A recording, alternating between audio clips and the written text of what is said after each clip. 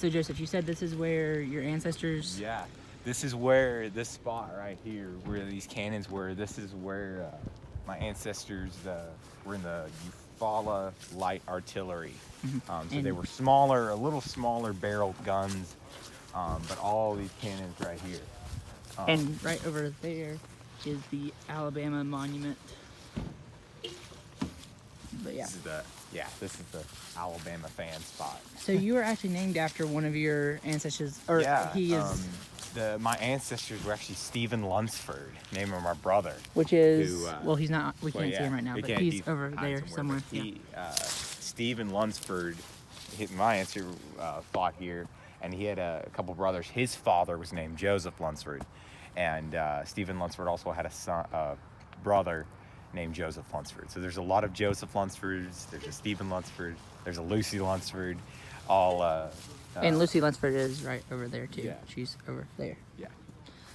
So, but it's a cool spot. I always, I only came here a couple times, but I always like seeing it. It's like, Do you feel like a connection? Let's go over here to the Eufaula.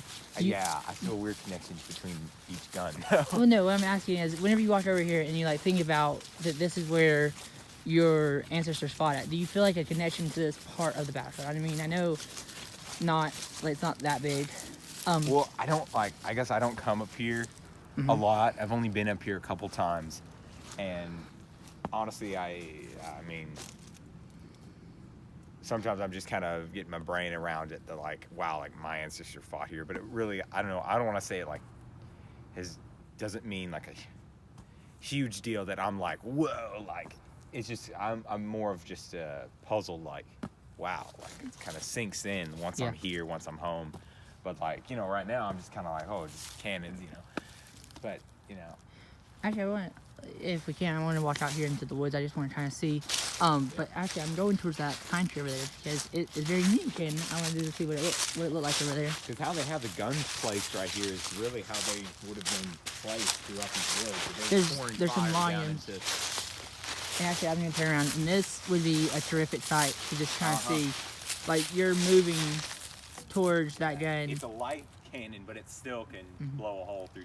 And just like the yelling, because if you look at it, like, I mean, here's a standard size football. This is what we have to kind of go off of. It's not a standard size. Not standard size. It's a little bit smaller. It's not. But if you look, that is almost the size of a football that would come out of that. So think about that. That just coming at you at like full speed. That's just kind of like But that's big distance. But here, hold this for a second. I'm just going to show. I wanted to show like these woods. Like it's just surreal to think like right here that somebody was charging at this cannon. It's just like full speed. So yeah, that's a cannon. That's you. And just That's a cannon. That's actually you. in the Who wins? In the Welcoming Center, we just watched a movie, a short movie. It was 27 minutes, and it kind of showed They didn't an have overview of the popcorn. battle. And it just was so weird how you think about it.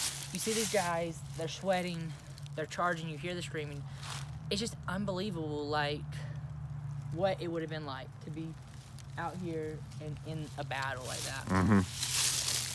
To imagine that on this ground that we're standing right now, such a battle was fought. I mean, you're talking about thousands upon thousands of guys. Who knows how much metal and stuff is up under this ground? Or, there's guys killed around here. You know what I mean? There's like it's a sobering kind of thought. And it's a surreal thing because it's like your brain doesn't like appreciate it at first.